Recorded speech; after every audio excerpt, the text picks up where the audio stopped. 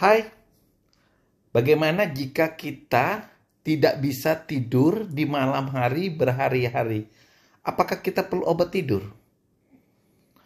Apakah seseorang yang mengalami insomnia, kesulitan tidur, bisa tidak dilakukan tanpa menggunakan obat tidur? Mungkin ada sebagian yang mengatakan, "Dok, saya tidak mau memakai obat tidur karena takut ketergantungan." Sebenarnya seseorang mengalami kesulitan tidur atau insomnia itu bisa dua. Bisa karena penyakit yang diderita oleh si pasien, atau juga memang nggak ada hubungannya sama sekali dengan penyakit fisik yang dideritanya. Misalnya seseorang tidak bisa tidur karena ternyata salah satu kakinya mengalami nyeri atau mengalami peradangan. Atau si pasien tiba-tiba terbangun tidurnya karena menderita refleks daripada asam lambung. Atau kesulitan tidur karena setiap malam asmanya kumat. Pasien bisa juga kesulitan tidur karena depresi atau problem yang begitu besar yang dialami oleh si pasien. Kemudian penderita-penderita yang menderita penyakit-penyakit yang boleh dikatakan cukup berat atau dikatakan mungkin stadium akhir seperti misalnya kanker, itu juga bisa membuat seseorang mengalami kesulitan tidur. Nah, untuk kita bisa tidur yang nyenyak ya, misalnya tanpa menggunakan obat tidur, sebaiknya kita mungkin melakukan upaya-upaya. Pertama adalah kalau memang kita memiliki gangguan kesehatan, misalnya radang sendi, itu bisa saja kan melakukan konsultasi dengan dokter, siapa tahu dengan pemberian obat-obatan tertentu seperti misalnya menyuntikkan obat radang ke dalam sendi atau menyuntikkan minyak sendi, maka nyerinya mengalami hilang atau minimal berkurang.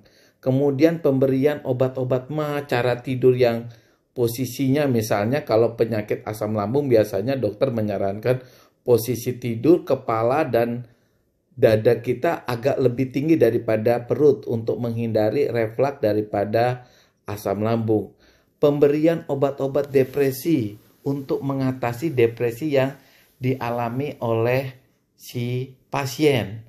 Nah, jika obat-obat ini sudah diupayakan, tetap pasiennya mengalami kesulitan tidur, maka kita bisa memberikan atau mengkonsumsi obat tidur menurut dosis yang telah ditentukan oleh dokter.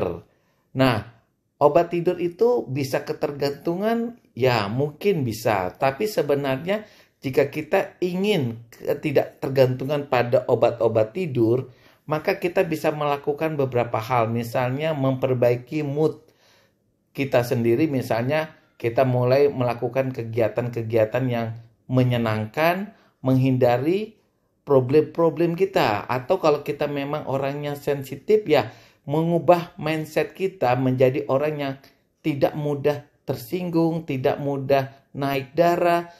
Kemudian setiap problem itu harus dipecahkan dengan persepsi gini.